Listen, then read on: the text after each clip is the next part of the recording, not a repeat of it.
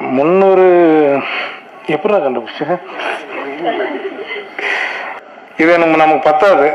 நடிகராக இருந்துட்டா நமக்கு வந்து நம்மளே ஒரு நம்பர் போட்டு நம்மளே இதை வந்து பெருமைப்படுத்துறத விட காலம் கடைசி காலகட்டத்தில் சொல்லணும். நாகேஷ் சார், மனோரமா, நான் நகைச்சுவை நடிகர்னு சொல்கிறேன், எல்லோரும் சேர்த்து தான் சொல்கிறேன். அந்த இடம் அந்த லெவலில் நம்ம போகணும்னு ஆசைப்பட்றேன். ஒரு அண்ணன் சுப்பிரமணிய சிவன் சொன்ன மாதிரி வந்து ஒரு ஆற்காடு பக்கத்தில் ஒரு கிராமம். அந்த கிராமத்தில் எங்கள் தாத்தாவோட பூர்வீகம்.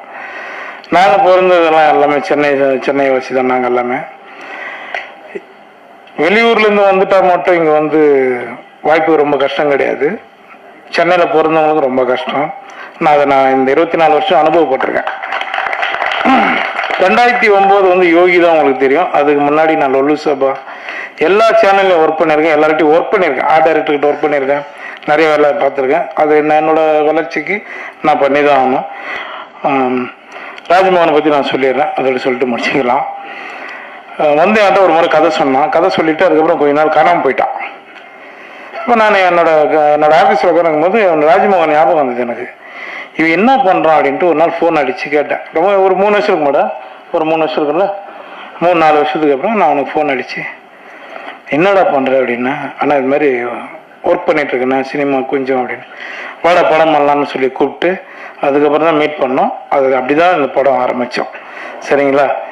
இது வந்து இது மாதிரி நிறைய டைரக்டர், அசிஸ்டன்ட் டைரக்டர் எல்லாருக்குமே நான் ஹெல்ப் பண்ணுறதுக்கு ரெடியாக இருக்கேன். வாங்க, கரெக்டாக பண்ணு. சரிங்களா? எனக்கு வாய்ப்பு கொடுத்ததுக்கு ரொம்ப நன்றி. தேங்க்யூ.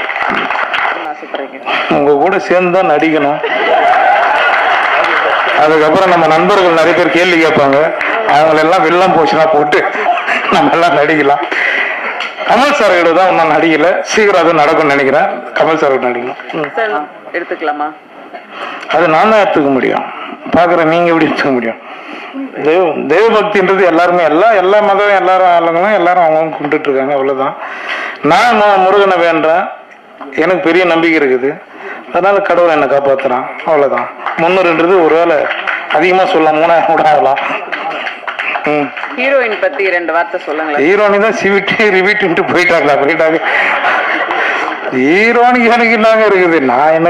நான் எந்த பிரேம்ல நின்னாலும், இப்போ நான் என் தம்பி ஷான் சொன்ன மாதிரி தான், எந்த பிரேம்ல நின்னாலுமே எனக்கு காமெடினா தான் முதல்ல நான் அந்த முகத்தை காட்டிடுவேன். ஏன்னா அந்த காமெடி தான் எனக்கு சோறு போட்டுனுது இன்னைக்கும். அதனால லீடு கதைக்கு நீங்க யூஸ் பண்ணீங்க, காமெடினாவே வாழ்க்கையை நான் ஓட்டுறேன். அவ்வளோதான். ரொம்ப ரொம்ப நன்றி. இது கம்மி, இன்னும் நிறைய உங்களுக்கு நான் கொடுப்பேன். ரொம்ப சந்தோஷம். நன்றிங்க எல்லாரும்.